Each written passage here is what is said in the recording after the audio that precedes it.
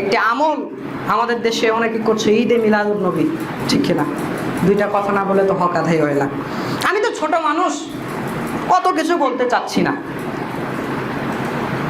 ঈদে মিলাদুন নবী, ঈদ শব্দ হাদিসে আছে, মিলাদ শব্দ হাদিসে আছে, হাদিসের অধ্যায়ে অনেক অধ্যায়েও এই শব্দ আছে, বা মিলাদের সমার্থক শব্দ হাদিসে আছে, নবী শব্দ হাদিসে আছে। কিন্তু ঈদে মিলাদুন নবী একসাথে এই তিন শব্দ বাক্য আকারে কোনো হাদিস গ্রন্থে আপনি পাবেন না, কোরআনে তো নাই। কথা আমার বুঝতে পারছেন? ঈদে মিলাদুন নবী একসাথে কোনো হাদিস গ্রন্থে আপনি পান কিনা একটু খুঁজবেন, আপনার বড় হুজুরকে একটু খুঁজতে বলবেন পাই কিনা। শুধু একটা কথা বললাম, একটা শরীয়ত আমল যে আপনি, অনেকে রোজা আছে আজকে, নামাজ পড়বে, ওয়াজ নসিহত হবে, জিলাপি খিচুড়ি গরু ছাগল নানান জবাই হবে। রাসূল সাল্লাল্লাহু আলাইহি ওয়াসাল্লাম যে 12ই রবিউল আউয়াল জন্মগ্রহণ করেছে এইটাই তো সঠিক মত নয়, একাধিক মত রয়েছে। কেউ বলেছে 8 তারিখে, 9 তারিখে, কেউ বলেছে রমজান মাসে, কেউ বলেছে রবিউল আউয়ালে। সিরাত গ্রন্থগুলো পড়ে দেখবেন, অনেক মত রয়েছে। আপনি 12ই রবিউল আউয়াল নির্ধারণ করলেন কিভাবে? কোরআন হাদিসে তো কোনো জায়গাতে 12ই রবিউল আউয়ালের কথা নেই, শুধু সোমবার আছে। কি আছে? সোমবার। তো রাসূল সাল্লাল্লাহু আলাইহি ওয়াসাল্লামকে বলা হলো আল্লাহ নবী, তারা দলিল দেয়, দেখেন আল্লাহ নবীকে বলা হলো আল্লাহ নবী সোমবারে রোজা থাকেন কেন? তখন বলল আমি এই দিন জন্মগ্রহণ করছি এই জন্য রোজা রাখি। তখন বলে এই যে আল্লাহ নবী প্রত্যেক সোমবারে নিজের মিলাদ পালন করেছে, জন্মদিন পালন করেছে।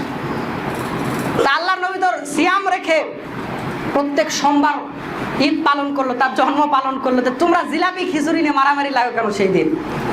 হ্যাঁ, আল্লাহ নবী তো সিয়াম রাখলো আর তোমরা কি করো? আচ্ছা, হাদিসে তো তারিখ উল্লেখ নাই, হাদিসে কি উল্লেখ আছে বলেন? দিন। তো আজকে যে ঈদে 12ই রবিউল আউয়াল, তারা ঈদে মিলাদ, আজকে কি বার? তো সোমবার হলো, তারিখ তো হাদিসে নাই, যেটা হাদিসে আছে ওইটাই তো মিললো না আপনার। শুক্রবারে পালন করছেন, আল্লাহ নবী সোমবারে জন্মগ্রহণ করেছে। আমার ভাইরা, নানান দলিল পত্র দেওয়া হয় যেগুলো কোরআন হাদিসের হয়তো হাদিস কোরআন হিসেবে উল্লেখ আছে, কিন্তু উল্টা পাল্টা ডানে বামে কারচুপি ব্যাখ্যা দিয়ে এগুলো মানুষের মধ্যে ছড়িয়ে দিচ্ছে। আপনাকে আমি বলছি না আপনি করেন না, তবে যদি এটা সুন্নাত না হয়, বিদআত হয়, তাহলে কি পরিণতি হবে উপরের আলোচনা থেকে একটু বুঝে নিন। আপনার হুজুরকে শুধু একটা কথা বলবেন, হুজুর আপনাকে আমি বলে গেলাম, খারাপ আমি কিছু বলেছি, কিন্তু করে না আমল। আপনার সুন্নাত মনে হচ্ছে, আল্লাহ নবী সাহাবায়ে কেরাম করেছে, করেন। তবে আপনার বড় হুজুরকে একটা কথা শুধু বলবেন, হুজুর ঈদে মিলাদুন নবী একসঙ্গে শব্দটা কি কোরআন হাদিসে কোনো জায়গাতে আছে নাকি? আর কিচ্ছু লাগবে না। হুজুর খালি দেখবেন ওসমস করতেছে, ওসমস করতেছে, শেষ হুজুর শেষ। হাদিস লাগবে না, শুধু শব্দ চেয়েছি। কি চেয়েছি? শব্দ। হাদিস লাগবে না, শব্দ দেখান নাই। নানান ডানে বামে এই সেই তাফসিরের ওই ঘটনা এই ঘটনা পারায়, এগুলো অনেক পরে রাসূল সাল্লাল্লাহু আলাইহি ওয়াসাল্লাম অনেক পরে এগুলো আবিষ্কার হয়েছে, এগুলো রাসূল সাল্লাল্লাহু আলাইহি ওয়াসাল্লাম থেকে সুন্নাহ হিসেবে প্রমাণিত নয়। দ্বিতীয় আরেকটি কথা, আজকে তারা আশিকে রাসূল হয়েছে, ঈদে মিলাদুন নবী পালন করছে, অথচ ফ্রান্সের মধ্যে আল্লাহর নবীর ব্যঙ্গচিত্র এঁকে বিল্ডিং এর মধ্যে ঝুলিয়ে দিয়েছে। এই আশিকে রাসূলদেরকে এখনো কোথাও দেখা যায়নি, তাদের প্রতিবাদ করতেও দেখা যায়নি। তারা নবীর ঈদ পালন করে, মিলাদুন নবীতে রবিউল আউয়াল মাসে আল্লাহর নবী সাল্লাল্লাহু আলাইহি সাল্লামের কথিত আছে যে মোটামুটি এই মাসে জন্মগ্রহণ করেছে, এই মাসে আল্লাহর নবীকে নিয়ে কটূক্তি করা হয়। ফ্রান্সের জমিনে ওই সব জিলাপিখোর সুন্নি না সুন্নি আল্লাহই ভালো জানে, এখনো ওদেরকে দেখা যায়নি একটা ফেসবুকে স্ট্যাটাস দিচ্ছে জিলাপি খিচুড়ি নিয়ে তাড়াহুড়া ঈদে মিলাদুন নবী পালন করছে, অথচ আল্লাহর নবীকে অপমান করা হচ্ছে, ব্যঙ্গচিত্র আঁকা হচ্ছে বিভিন্ন পত্রিকাতে। আর রাসূল সাল্লাল্লাহু আলাইহি সাল্লামের মাথায় বোম দিয়ে তাকে টেররিস্ট প্রমাণ করা হয় বিভিন্ন পত্রিকাতে। তখন এসব আশিকে রাসূলদেরকে আর পাওয়া যায় না। জিলাপি খিচুড়ি নাই তো, পাওয়া তো যাবে না, জিলাপি খিচুড়ির ব্যবস্থা তো নাই, পাবে। মোবাইল অ্যাপ যাদের আছে মিলাবেন, আল হাদিস একটা অ্যাপ আছে, সহজ করে বুঝো। 54 নম্বর হাদিস, আল্লাহ নবী সাল্লাল্লাহু আলাইহি ওয়াসাল্লাম বলেছেন যে বিদআত করে তার তওবা ততক্ষণ পর্যন্ত কবুল হয় না যতক্ষণ পর্যন্ত সে বিদআত না ছাড়ে। 4 নাম্বার, বিদআত করলে একটা ক্ষতি আছে ভাই। বিদআত করলে আপনি যে বিদআতের উৎপত্তি করবেন রাসূল সাল্লাল্লাহু আলাইহি ওয়াসাল্লামের এক তাবেঈ তিনি হাসান রাদিয়াল্লাহু তাআলা তিনি বলছেন, মিশকাতের প্রথম খণ্ডের 188 নম্বর হাদিস, তিনি বলছেন যে যে কোনো ব্যক্তি যদি বিদআত করে, বিদআত করার কারণে ওই জায়গা থেকে আল্লাহ রাব্বুল আলামিন সুন্নাতকে ওই পরিমাণে সুন্নাত উঠিয়ে নেন, কিয়ামত পর্যন্ত ওই সুন্নাত আর আল্লাহ ফেরত দেন না। আপনি গ্লাসে পানি ভর্তি, মনে করে ধরেন গ্লাসের, ইসলামটাকে মনে করে ধরেন একটা গ্লাস ভর্তি পানি, এর মধ্যে আর কিচ্ছু ধরবে না। এর মধ্যে যদি নতুন কিছু আপনি ধরাতে চান, পানি যদি ঢালেন, গ্লাস থেকে আগে পানি বের হতে হবে, তারপর তো নতুন পানি ঢুকবে, তাই নয় কি? ইসলাম পরিপূর্ণ। আপনি যদি একটা বিদআত এর মধ্যে ঢুকিয়ে দেন, ইসলাম থেকে, ইসলামের একটি নিয়ম, একটি সুন্নাত আগে বের হয়ে যায়, তারপর ওই বিদআতটা ঢোকে। বিদআত যেই জায়গাতে আসে ওই জায়গা থেকে সুন্নাত উঠে যায়, কেমন পর্যন্ত আল্লাহ ওটা ফেরত দেয় না। একটু উদাহরণ দেই, বিয়ের সালাত, একটু সামনে আসেন, জায়গা হচ্ছে না বাইরে, আপনারা একটু ফাঁকা আছে, সামনে আসেন, সামনে আসেন, বাইরে ভাইদের জায়গা হচ্ছে না, যাদের সুন্নাহ নামাজ হয়েছে তারা একটু ভিতরে ভিতরে চলে আসুন। আমার ভাইরা, যেটা বলছিলাম যে বিদআত আপনি করবেন, কি জানি বলছিলাম, ও সুন্নত বের হয়ে যায়। উদাহরণ দেই, দেখেন কিভাবে সুন্নত উঠে যায়। বিয়ের পরে আমাদের বিয়ে মজলিসগুলোতে মুনাজাত আছে না নাই? মুনাজাত নাই, বিয়ে শেষ আল্লাহ মুমিন আছে না? আচ্ছা, বিয়ের পরে আল্লাহ নবী সাল্লাল্লাহু আলাইহি ওয়াসাল্লাম একটা দোয়া শিখিয়ে দিয়েছিল, বারাকাল্লাহু লাকা ওয়া বারাকা আলাইকা ওয়া জামআ বাইনাকুমা ফি খায়র। এখন যদি এখানে জিজ্ঞেস করা হয়, অনেকেই বলতেই পারবেন, আর যে বৈঠকগুলোতে মুনাজাত হয় তাদের তো কারাই মুখস্থ নাই। কেন নাই জানেন?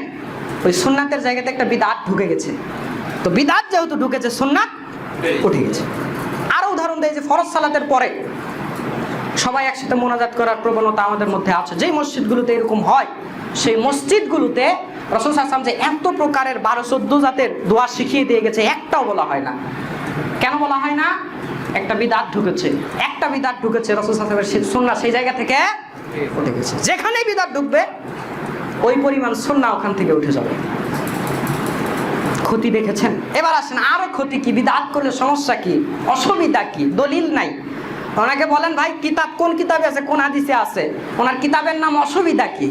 কিতাবের নাম অসুবিধা কি? কিতাবের নাম করলে সমস্যা কি? এটা কিতাবের নাম? কোরআন হাদিসে দলিল দেন, এলই দলিল। কিতাবের নাম অসুবিধা কি? কিতাবের নাম। কিতাবের নাম করলে সমস্যা কি? এগুলো হচ্ছে কিতাবের নাম। আমার ভাইরা, যে বিদআত করবে তার সম্পর্কে হাদিস, হাদিসটি আপনি পাবেন সহিহ বুখারী 10 নম্বর খণ্ড, হাদিস নাম্বার 6299। আল্লাহর নবী সাল্লাল্লাহু আলাইহি ওয়াসাল্লাম বলছেন, কোন ব্যক্তি যদি বিদআতের উৎপাদন করে, বিদআত তৈরি করে, অথবা কোন বিদআতীকে আশ্রয় দেয়, কোন ব্যক্তি যদি বিদআত তৈরি করে অথবা বিদআতীকে আশ্রয় দেয়, ফাআলাইহি লানাতুল্লাহ, ফাআলাইহি লানাতুল্লাহি ওয়াল মালাইকাতি ওয়ান নাসি আজমাইন। কোন ব্যক্তি যদি বিদআত আবিষ্কার করে অথবা বিদআতীকে সাহায্য করে, সহযোগিতা করে, আল্লাহর নবী সাল্লাল্লাহু আলাইহি ওয়াসাল্লাম বললেন, ওই ব্যক্তির উপরে আল্লাহর অভিশাপ, ওই ব্যক্তির উপরে ফেরেশতাদের অভিশাপ, ওই ব্যক্তির উপরে সমস্ত মানুষের অভিশাপ। লা ইউকবালুল্লাহু মিনহু ইয়াউমাল কিয়ামাহ সরফান ওয়ালা আদলা। আল্লাহ রাব্বুল আলামিন ওই বিদআতি ব্যক্তি যে বিদআত করে, আল্লাহ রাব্বুল আলামিন হাসরের ময়দানে ওই ব্যক্তির ফরজ নফল কোনো ইবাদত আল্লাহ কবুল করবে না। আমার ভাইরা, একটা বিদআত করেছেন, অনেক বিদআত করেছেন, তার চেয়ে বেশি আপনি নেক আমল করেছেন, কিন্তু আল্লাহর নবী সাল্লাল্লাহু আলাইহি ওয়াসাল্লাম বলছেন, কোন ব্যক্তি যদি বিদআতের আবিষ্কার করে কিংবা বিদআতীকে আশ্রয় দেয়, বিদআতী কাজে সাহায্য করে, আল্লাহর নবী বলছেন ওই ব্যক্তির ফরজ নফল যত ইবাদত আছে, আল্লাহ রাব্বুল আলামিন তার কোনো ইবাদতকে হাসরের ময়দানে গ্রহণ করবেন না। আরো কঠিন কথা শুনেন, যে বিদআত করে সে ব্যক্তি জাহান্নামে যাবে। সূরা নিসা 4 নম্বর সূরার 115 নম্বর আয়াতে আল্লাহ রাব্বুল আলামিন বলেছেন, যে ব্যক্তি বিদআত করে সে জাহান্নামে যাবে। আল্লাহ রাব্বুল আলামিন বলছেন, ওমাই ইউশাকিকির রাসূলা মিন বাদি মা তাবায়্যানা লাহুল হুদা ওয়া ইয়াত্তাবি' গায়রা সাবিলিল মুমিনিনা নুওয়াল্লিহি মা তাওয়াল্লা ওয়া নুসলিহি জাহান্নাম ওয়া সাআত মাসীরা। আল্লাহ বলছেন, নিশ্চয় আল্লাহর নবীর পথ এবং মুমিনদের পথ, সাহাবায়ে কেরামগণের পথ সহ যত নেক আমলকারীদের পথ আছে, এগুলো মানুষের সামনে উন্মুক্ত হওয়ার পর যে ব্যক্তি এগুলোর বিপরীত গুলো গ্রহণ করবে, আল্লাহ বলছে সে যেগুলো করে আমি তাকে সেই দিকে ফিরায় দেই। নুয়াল্লিহি মা তাওয়াল্লা, সে বিদআত করে আমার পক্ষ থেকে আমি কোনো বাধা দেই না, করতে থাক। ওয়া নুসলিহি জাহান্নাম, অতঃপর আল্লাহ বলছে ওকে আমি জাহান্নামে নিয়ে যাই। ওয়া সাআত মাসীরা, ঠিক জাহান্নাম কত নিকৃষ্ট জায়গা। আল্লাহর নবী সাহাবায়ে কেরামগণের পথ স্পষ্ট হওয়ার পরেও যদি এর বিপরীত আপনি গ্রহণ করেন, আল্লাহ আপনাকে কোনো বাধা দিবে না, করেন, করতে থাকেন। আল্লাহ বলছে আমি কোনো বাধা দিব না, নুয়াল্লিহি মা তাওয়াল্লা, আমি আরো ফিরায় দেই, যা ওইদিকে যা, ওয়া নুসলিহি জাহান্নাম, অতঃপর তাকে জাহান্নামে আমি ঠেকায় দেই, জাহান্নামে পৌঁছায় দেই। ওয়া সাআত মাসির, আর জাহান্নাম কত নিকৃষ্ট জায়গা। নাসাইয়ের হাদিসে স্পষ্ট আল্লাহ নবী যেই খুতবাতে বারবার যে কথাটি বলতেন, নাসাই 2 নাম্বার খণ্ড, ইদাইনের খুতবা অধ্যায়, 2 ঈদের খুতবা অধ্যায়, হাদিস নাম্বার 1581, আল্লাহ নবী সাল্লাল্লাহু আলাইহি সাল্লাম বলেছেন, ওয়া শাররুল উমুরি মুহদাসাতুহা ওয়া কুল্লু মুহদাসাতিন বিদআ ওয়া কুল্লু বিদআতিন দালালা ওয়া কুল্লু দালালাতিন ফিন্নার। প্রত্যেক নতুন আবিষ্কৃত দুনিয়াতে, এটা পৃথিবীতে নতুন যেগুলো আবিষ্কার হয় এগুলো সবচেয়ে, এগুলো নিকৃষ্ট। প্রত্যেক এই যে নতুন আবিষ্কার হয় এগুলো কি? শাররুল উমুর, আল্লাহ নবী বলছেন নিকৃষ্ট। আর প্রত্যেক এগুলোই নতুন আবিষ্কৃত, এগুলো হচ্ছে বিদআত। প্রত্যেক এগুলো নতুন আবিষ্কৃত, এগুলো বিদআত। এবং শেষে আল্লাহ নবী শক্ত কথা বলেছেন, ওয়াকুল্লু দালালাতিন ফিন্নার, যারা বিদআত করবে তারা পথভ্রষ্ট। ওয়াকুল্লু দালালাতিন ফিন্নার, আর প্রত্যেক ভ্রষ্টের জায়গা জাহান্নাম। বিদআত করলে কি হবে? জাহান্নাম। আপনি যদি তারপরেও বিদআত না ছাড়তে চান, আর একটি হাদিস শোনেন, সহিহ বুখারী 10 নম্বর খণ্ড, হাদিস নাম্বার 6134 নম্বর হাদিস। আল্লাহর নবী সাল্লাল্লাহু আলাইহি ওয়াসাল্লাম বলছেন, হাসরের ময়দানে আমার কাছে আমার উম্মতরা পানি পান করার জন্য আসবে, আমি নবী হাউজের কাছে দাঁড়িয়ে থাকব। হাউজের কাছে আমি দাঁড়িয়ে থাকব। হাউজে কাউসারের পানির বর্ণনা অন্য হাদিসে রয়েছে, দুধের চাইতেও সাদা হবে, মিশকের চাইতেও সুগন্ধযুক্ত হবে। ওই পান পাত্র যেগুলো, গ্লাস, আল্লাহর নবী বলেছেন আকাশে যতগুলো তারা আছে, হাউজে কাউসার থেকে পানি পান করার জন্য অতগুলো গ্লাস আল্লাহ রাব্বুল আলামিন সেই জায়গাতে উপস্থিত রাখবে। আমি আল্লাহর নবী দাঁড়িয়ে থেকে আমার উম্মতগুলোকে পান করাবো। যারা ওই হাউজের পাশ দিয়ে যাবে তারাই পানি পান করবে, আমি আল্লাহর নবী তাদেরকে পানি পান করাবো।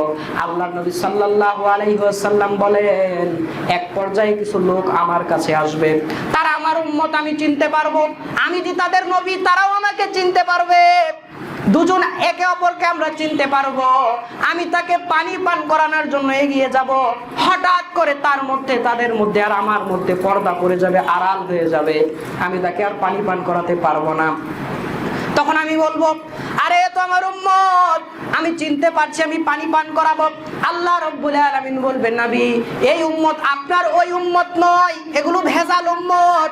এরা ইচ্ছা অনুযায়ী ধর্মকে বাড়িয়েছে, ইচ্ছা অনুযায়ী ধর্মকে কমিয়েছে, এরা ধর্মের মধ্যে রদ বদল করেছে।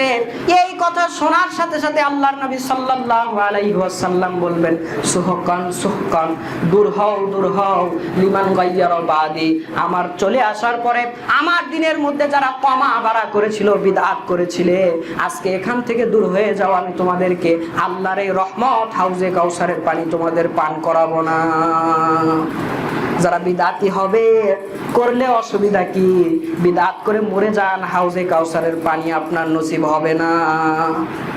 সেই দিন ওই পানি ছাড়া আর কোনো পানি থাকবে না, খুব পানির জন্য পাগল হয়ে উঠবেন। বিদআত করে মরে যান, আল্লাহ নবী চিনতেও পারবে, আপনিও চিনতে পারবেন, কিন্তু পানি খাওয়ার কপালে হবে। বিদআত করলে অসুবিধা আছে না নাই? এবার দেখলেন কি অসুবিধা, কি সমস্যা। সময় সংক্ষেপ, শর্ট করে দিলাম। আমার ভাইরা, সব সময় একটা দল হক কথা বলেই যাবে, সঠিক কথা বলেই যাবে একটা দল সব সময়। আল্লাহ নবী সাল্লাল্লাহু আলাইহি সাল্লাম আমরা যে আমরা সঠিক কথা বলে যাচ্ছি, হকের পক্ষে, বাতিলের বিপক্ষে, আলহামদুলিল্লাহ সারা বাংলাদেশ আল্লাহ আমাকে ঘুরায়, দেশের বাইরেও আলহামদুলিল্লাহ বহু প্রোগ্রাম আমি করি, দেশের বাইরেও আলহামদুলিল্লাহ। কিন্তু কোন জায়গাতে আমরা কোরআন সুন্নাহর বাইরে কোনো কথা বলি না, কোনো মানুষের রক্তচক্ষুকে দেখে আমরা ভয় করি না। কোরআন সুন্নাতে যা আছে তাই আমরা বলে যাব, যতই বাতিলরা আমাদেরকে বিষোদ্গার করুক, যতই আমাদেরকে নিয়ে ঠাট্টা করুক। আল্লাহ নবী সাল্লাল্লাহু আলাইহি সাল্লাম বলেছেন, লা তাযুলু তাইফাতুম মিন উম্মতি আলাল হাক্কি মানসুরিনা লা ইয়াদুররুহুম মান খালাফাহুম হাত্তা ইয়াতিয়া আমরুল্লাহি আযজা ওয়া জাল্লা। ইবনে মাজাহ প্রথম খণ্ড 10 নম্বর হাদিস ভূমিকা পর্বে আল্লাহর নবী সাল্লাল্লাহু আলাইহি সাল্লাম বলেছেন, আমার একটি উম্মত থাকবে, আমার একটি দল থাকবে হকের উপরে, কিয়ামত পর্যন্ত তারা আল্লাহর পক্ষ থেকে সাহায্য প্রাপ্ত হতে থাকবে। বাতিলরা তাদের নিন্দা করে, তাদের বদনাম করে, তাদেরকে বাধা দিয়ে কোনো ক্ষতি করতে পারবে না। জামানাতে আল্লাহ নবী কোনো কাজ ইবাদত হিসেবে করেননি, করতে বলেননি, বা কোনোভাবে সম্মতি দেননি, বা সাহাবায়ে কেরাম করেনি, ওই কাজ যদি আপনি এখন ধর্মের মধ্যে, শরীয়তের মধ্যে নেকির আশায় করেন, এর নাম হচ্ছে বিদআত। আপনাকে আমাকে বিভ্রান্ত করা হয়, অনেক হুজুর আছে বিভ্রান্ত করে, বিদআতের সংজ্ঞা উল্টা পাল্টা বোঝায়। বলে রাসূল সাল্লাল্লাহু আলাইহি সাল্লামের জামানাতে ফ্যান ছিল, তুমি তো ফ্যানের বাতাস খাও, এটা বেদাত না? তুমি তো মোটরসাইকেলে চড়ো, আল্লাহ নবীর জামানায় মোটরসাইকেল ছিল, তুমি তো চড়ো, তাহলে এটা বেদাত না? বড় বড় হুজুররা কিন্তু বলে বক্তব্যের ময়দানে, শোনেননি? হয় এই হুজুর জানি না, না হয় জ্ঞান পাপী, জেনেও গোপন করছে, দুইটার মধ্যে একটা। দুনিয়ার ব্যাপারে কোনো কিছু নতুন আপনি ভালো কিছু শাব্দিক অর্থে বিদআত অর্থ নতুন আবিষ্কৃত, সেটা দুনিয়াবি ব্যাপারে নতুন কল্যাণমূলক কিছু আবিষ্কার হলে সেটা ব্যবহার করলে কোনো অসুবিধা নেই। সংজ্ঞা হলো এটা শরীয়তের মধ্যে হতে হবে, ইবাদত মনে করে করতে হবে, নেকির আশায় করতে হবে। মোটরসাইকেলে আমরা নেকির আশায় চড়ি না, এক জায়গা থেকে আরেক জায়গায় যাওয়ার জন্য, ফ্যানের বাতাস খাই, গরম লাগছে তাই। আসলে হুজুর মানুষদেরকে বিভ্রান্ত করছে এই কথাগুলো বলে, বিদআতকে হালকা করছে মানুষের সামনে এসব বলে, দুর্বল করে দিচ্ছে। বিদআত যে ভয়াবহ একটি গুনাহ, মানুষের সামনে সে আরো দুর্বল করে দিচ্ছে। কেউ আবার একটু নিয়ে ঠাট্টা করে, বলে ওরা খালি বলে বেদাত বেদাত, আরে দাঁত না বেদাত মানে দাঁত বেদাত, মানে হাসি ঠাট্টা করে। দাঁত বেদাত মানে দাঁত নাই, মানে ওদের খালি সব বেদাত, ওকে দাঁতই নাই, সব বেদাত ওরাই, ঠাট্টা করছে। অথচ একটি বড় ধরনের কাবিরা গুনাহ বিদআত, এটাকে মানুষের সামনে দুর্বল করে দিচ্ছে, হুজুরি করে দিচ্ছে। সুতরাং শরীয়তের মধ্যে যদি কোনো কিছু হয় আর সেটা নেকির আশায় যদি করা হয়, আল্লাহ নবী করেননি, করতে বলেননি, কোনো অনুমতি দেননি, সাহাবায়ে কেরামগণ করেননি, এর নাম বিদআত। এটা আমরা করতে পারবো না। আমার ভাইরা, তাহলে দুনিয়াবি ব্যাপারে কোনো কিছু এগুলো নতুন আবিষ্কার হলে এগুলোকে বিদআত বলবো না আমরা। হ্যাঁ, শাব্দিক অর্থে বিদআত হতে পারে, কিন্তু শরীয়তের পরিভাষায় যেগুলোকে বিদআত বলা হয় তার মধ্যে এগুলো পড়ে না। আল্লাহ রাব্বুল আলামিন কোরআনে কিছু লোকদের সম্পর্কে বলছে যাদের আমলগুলো আল্লাহ বলছে নিষ্ফল, নষ্ট হয়ে যায়। সূরা কাহাফ 18 নম্বর সূরা 16 নম্বর পারা 103-4 নম্বর আয়াতে আল্লাহ রাব্বুল আলামিন বলছেন, কুল হাল নুনাব্বিউকুম বিল আকসারিনা আমালা। হে নবী, আপনি বলে দেন, মানুষদেরকে বলে দেন, আমি কি তোমাদের বলবো না এমন কিছু মানুষ সম্পর্কে যারা আমলের ব্যাপারে ক্ষতিগ্রস্ত? পরের আয়াতে আল্লাহ বলছে, দুনিয়াতে যাদের কাজগুলো নিষ্ফল হয়ে গেছে, অথচ তারা মনে করছে আমরা ভালো কাজ করে যাচ্ছি।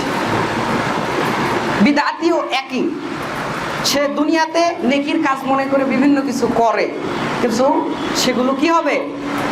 নিষ্ফল হয়ে যাবে, একটাও কার্যকর হবে না, একটাও লাভে আসবে না, সব নষ্ট হয়ে যাবে।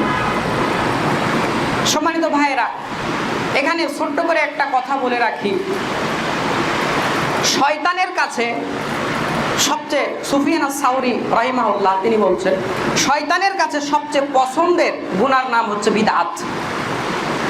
আপনি মদ খান, যে জানে মদ খাচ্ছে সে জানে মদ খাওয়া হারাম, বেনামাজি জানে যে নামাজ পড়াই উচিত, চোর জানে যে চুরি করা ভালো না, গুনাহ, সবাই এগুলো বোঝে, কিন্তু যে বিদআত করে নেকি মনে করে করে, সওয়াব মনে করে করে, হাজার হাজার লাখ লাখ টাকা ব্যয় করে এর পিছনে, গরু ছাগল নানান কিছু দেয়, কিন্তু একটা চোর হতে পারে সে জীবনে তওবা করতে পারে, বেনামাজি তওবা করতে পারে, কিন্তু বেদাতি সে তওবাই করবে কেন? সে তো মনেই করছে আমি নেকি করছি।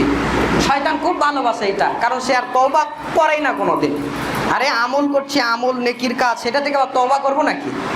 শয়তান খুব পছন্দ করে। তিনি বলছেন, আমাদের শরীয়তে হুজুররা এই বিদআত যে কত ভয়াবহ আমি সামনে বলছি। এখানে আরেকটা কথা বলে রাখি, বিদআতকে হুজুররা দুর্বল করার জন্য আরেকটা কাজ করে, বলে বিদআতে হাসানা বিদআতে সাইয়্যা, আছে না? মানে বিদআত নাকি হাসানা হয়, মনে রাখবেন, ধর্মের মধ্যে যত নতুন কিছু আবিষ্কার হবে ইবাদত আমলের নামে নতুন করে, এই সময়ে আল্লাহ নবী বলছেন কুল্লু বিদআতিন দালালাহ, প্রত্যেক বেদাত সেটা ভ্রষ্টতা। বেদাত কোনোদিন হাসানা উত্তম হতে পারে না। বিদআত মানেই গোমরা, বিদআত মানেই ক্ষতি, বিদআত মানেই খারাপ। ধর্মের মধ্যে বিদআত কখনোই ভালো হয় না। বিদআত মানেই সাইয়্যা, বিদআত বলতে হাসানা বলতে কিছু হয় না। খবরদার, এই যে বিদআতে হাসানা বিদআতে সাইয়্যা করছে, এটাও একটা বিদআত। আল্লাহর নবীও করেনি, সাহাবায়ে কেরামগণ করেনি, কেউ করেনি। হুজুররা বিদআতকে চালু রাখার জন্য এটা বের করেছে। নাই, বিদআতে হাসানা সাইয়্যা কোনো ভাগ শরীয়তে নাই, তৈরি করা হয়েছে বিদআতকে দুর্বল করার জন্য। আমার ভাইরা, আশা করি মোটামুটি বিদআতকে আপনাকে সংক্ষেপে বোঝালাম। এখন আসলে বিদআতটা ছড়াই কি কারণে, তার কিছু কারণ বলি। বিদআত তৈরি হয় কেন, ছড়াই কেন, কারণ আছে না? বিদআত অনেক কারণে তৈরি হতে পারে, অনেক কারণে ছড়াতে পারে। তবে বড় দুইটি কারণ হলো, বড় দুইটি কারণ। এক নাম্বার আমি রেখেছি, কিছু হুজুররা বিদআত আবিষ্কার করে এবং এর পৃষ্ঠপোষকতা করে, এজন্য বিদআতগুলো চারদিকে ছড়িয়ে পড়ে। সাধারণ একটা মানুষ যদি একটা আমলের কথা বলে যে এটা করেন ভাই এত নেকি, আপনি জীবনেও করবেন না। দূর বেটা, তুই সারাদিন বিড়ি খাস, তুই কি জানিস কোনটা করলে কি হয়। অথচ একটা হুজুর যদি বানিয়েও কিছু বলে, লোকজন মনে করবে না কিছু আছে। হুজুররা যদি সমর্থন না করে বিদআত কোনোদিন এটা কখনোই প্রচার হতে পারবে না, প্রসার হতে পারবে না। হয়তো বা কোনো মূর্খ মানুষ কিছু একটা আবিষ্কার করলো, হুজুররা প্রতিবাদ করেনি, সেটা ধীরে ধীরে ধীরে ধীরে বিস্তার লাভ করেছে। তো বিদআত তৈরি করে হুজুররা, অনেক সময় কিছু জাহেল মানুষ তৈরি করে, হুজুররা চুপ থাকে। এটাও হুজুরদের দোষ, কেন চুপ ছিল, সে কেন বলেন এটা বিদআত। মূল কারণ বিদআত ছড়ায় বড় বড় হুজুরদের দ্বারা। কত বড় বড় হুজুর আছে, রাত 10টার পর মাহফিলে মাইক ধরে 3 ঘন্টা 4 ঘন্টা 5 ঘন্টা পর্যন্ত বক্তব্য দেয় বিদআতকে প্রতিষ্ঠা করার জন্য, আছে না? হুজুরদের পৃষ্ঠপোষকতায়, হুজুরদের আশকারায় বিদআত তৈরি হয় বেশিরভাগ ক্ষেত্রে, এবং এটা প্রসার লাভ করে, প্রতিষ্ঠিত হয়। আরেকটি বড় কারণ হচ্ছে জাল হাদিস। কিছু জাল হাদিস বিদআত তৈরির আরেকটি বড় কারণ। হুজুরের তো ধারণা নাই, হুজুর তো আল্লাহ নবী সাল্লাল্লাহু আলাইহি সাল্লামের ওই ধমকের কথাই তার মনে নাই। আল্লাহ নবী সাল্লাল্লাহু আলাইহি ওয়াসাল্লাম জাল হাদিস বর্ণনার ক্ষেত্রে কি ধমক দিয়েছে জানেন? শোনেন 2-3টা হাদিস। ইবনু মাজাহ প্রথম খণ্ড ভূমিকা পর্ব হাদিস নাম্বার 31। আলী রাদিয়াল্লাহু তাআলা আনহু বলছেন, আল্লাহ নবী সাল্লাল্লাহু আলাইহি ওয়াসাল্লাম বলেছেন, আল্লাহ নবী বলছেন যে লা তাকসিব আলাইয়া ফাইনাল কাযিবা আলাইয়া ইউলিজুন নার। তোমরা আমার ব্যাপারে মিথ্যারোপ করো না। আমি কোনো কথা বলিনি, আমার নামে মানুষের কাছে ওটা বর্ণনা করো না। যদি করো, তোমার থাকার জায়গায় তুমি জাহান্নাম করে নেবে। এর 1 নাম্বার পরে আরেকটি হাদিস রয়েছে, একই অধ্যায় একই সিরিয়ালে, ইবনু মাজাহ প্রথম খণ্ডের ভূমিকা পর্বের 33 নাম্বার হাদিস। ওইটা বললাম 31, এটা 33। এই হাদিস বর্ণনা করছেন জাবের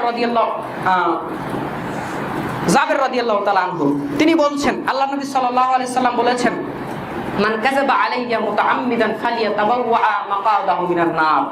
যে ব্যক্তি আমার নামে জেনে শুনে একটি মিথ্যা কথা প্রচার করবে, তার থাকার জায়গা জাহান্নাম।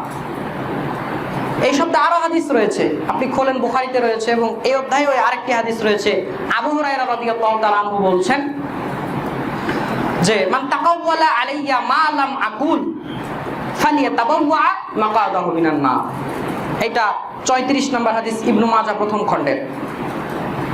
আল্লাহ নবী সাল্লাল্লাহু আলাইহি ওয়াসাল্লাম বলছেন যে আমি যে কথা বলিনি, অন্যের কাছে আমার নামে সেই কথা বলো না। যদি বলো, তোমার থাকার জায়গা জাহান্নাম। এরকম আরো ঘন্টা ঘন্টা হাদিস রয়েছে।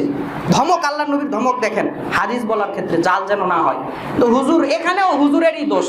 কেন হুজুর যাচাই বাছাই করে বললো না, কেন বললো না? তো বিদআত এই কারণগুলো, এই 2টা বড় কারণ, আমার মনে হয় এই 2টা বড় কারণে বিদআতগুলো বেশি প্রসার লাভ করে। সম্মানিত ভাইরা, আমাদেরকে মানতে হবে কি বলেন? আল্লাহর রাসূল সাল্লাল্লাহু আলাইহি সাল্লামকে এবং সাহাবায়ে কেরামের আদর্শকে। না হলে মুক্তির উপায় নাই। আল্লাহর নবীকে মানতে হবে, সাহাবায়ে কেরামগণকে মানতে হবে। আল্লাহ সূরা হাসর 59 নম্বর সূরা 28 নম্বর পারা 7 নম্বর আয়াতে বলছেন, ওয়ামা আতাকুমুর রাসূলু ফাখুযুহু ওয়ামা নাহাকুম আনহু ফান্তাহু। আর তোমরা, মুহাম্মদ সাল্লাল্লাহু আলাইহি ওয়াসাল্লাম তোমাদেরকে যা দেয় তা তোমরা গ্রহণ করো, যা থেকে বেঁচে থাকতে বলে তা থেকে বেঁচে থাকো। আমাদেরকে মানতে হবে রাসূল সাল্লাল্লাহু আলাইহি ওয়াসাল্লাম এবং সাহাবাকে, হুজুরকে নয়। হুজুরকে মানেন, হুজুর কোরআন হাদিসের মধ্যে কথা বললে বলেন, কোনো অসুবিধা নাই, মানেন। কিন্তু হুজুর কোরআন হাদিস বহির্ভূত কোনো কথা বললে ওই কথা আমরা গ্রহণ করব না। হুজুরের কথা দিয়ে কোরআন হাদিসকে ওজন করব তা নয়, বরং কোরআন হাদিসকে দিয়ে হুজুরকে ওজন করা লাগবে। কথা বুঝতে পেরেছেন? হুজুর কিছু বললো, কোরআন হাদিস থাকে থাক না থাকে না থাক তা নয়, বরং হুজুরের কথা দিয়ে আমরা কোরআন হাদিস মাপবো না, কোরআন হাদিসের কথা দিয়ে হুজুরকে মাপবো। হুজুরকে মাপবো কোরআন হাদিস দিয়ে। হুজুরের কথা দিয়ে আপনি কোরআন হাদিস মাপবেন মানে হুজুরকে কোরআন হাদিস দিয়ে মাপেন, ওটা ঠিক আছে কিনা? আমাদেরকে মানতে হবে রাসূল সাল্লাল্লাহু আলাইহি ওয়াসাল্লামের সুন্নাহ এবং সাহাবায়ে কেরামগণের আদর্শ। চলেন দু একটা হাদিস শোনাই। এই হাদিসটি পাবেন মিশকাতুল মাসাহাবি প্রথম খণ্ড, ভূমিকা পর্ব, হাদিস নাম্বার 171। হাদিস একাডেমি কর্তৃক ছাপা মিশকাতুল মাসাহাবি। আল্লাহর নবী সাল্লাল্লাহু আলাইহি ওয়াসাল্লাম বর্ণনা করছেন যে বানি ইসরাইলরা 72 দলে বিভক্ত হয়েছিল, আমার উম্মতরা 73 দলে বিভক্ত হবে। কুল্লুহুম ফিন্নার, সব জাহান্নামে চলে যাবে, ইল্লা মিল্লাতান ওয়াহিদা, কিন্তু একটা গোষ্ঠী, একটা জাতি তারা জাহান্নামে যাবে না। ক্বালু মান হিয়া ইয়া রাসূলুল্লাহ, আল্লাহ নবীকে প্রশ্ন করা হলো, আল্লাহ নবী এই কওম কারা, এই জাতি কারা, এই গোষ্ঠী কারা? আল্লাহ নবী সাল্লাল্লাহু আলাইহি ওয়াসাল্লাম বললেন, মা আনা আলাইহি ওয়া আসহাবি, যারা আমার মানহাজের উপরে এবং আমার সাহাবায়ে কেরামগণের মানহাজের নীতির উপরে থাকবে তারা পথভ্রষ্ট হবে না, গোমরা হবে না, তারা জাহান্নামে যাবে না। তাহলে আমাদেরকে মানতে হবে আল্লাহর নবীকে এবং রাসূল সাল্লাল্লাহু আলাইহি ওয়াসাল্লামের সাহাবায়ে কেরামগণকে। আরেকটি হাদিস শোনেন, হাদিস রয়েছে আবু দাউদ এটি 5 নম্বর খণ্ডে 4607 নম্বর হাদিস, এবং হাদিসটি ইবনে মাজাতে রয়েছে প্রথম খণ্ডে 43 নম্বর হাদিস। আল্লাহ নবী সাল্লাল্লাহু আলাইহি ওয়াসাল্লাম বলছেন, হাদিসের একটি অংশ, খুব তাড়াতাড়ি অনেক মত বের হবে, অনেক পথ বের হবে, অনেক ইখতিলাফ তোমাদের চোখের সামনে প্রকাশ পাবে, তোমরা দেখতে পাবে।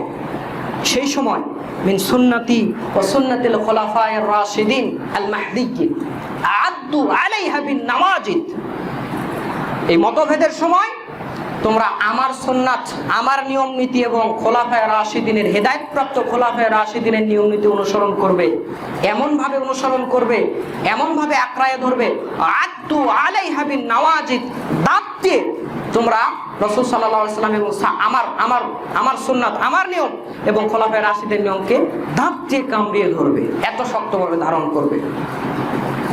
তাহলে আমাদের মূল আদর্শ হবে আল্লাহ রাসূল সাল্লাল্লাহু আলাইহি ওয়াসাল্লাম এবং সাহাবায়ে কেরাম। বিস্তার করে বলতে পারছি না, আরো কথা বলতে হবে। আর আল্লাহর নবী এবং সাহাবায়ে কেরামগণের কোনো কথা, কোনো আমল যদি আমি যেটা করছি না হয়, সেটা কি করতে হবে? হাদিসে নির্দেশ রয়েছে।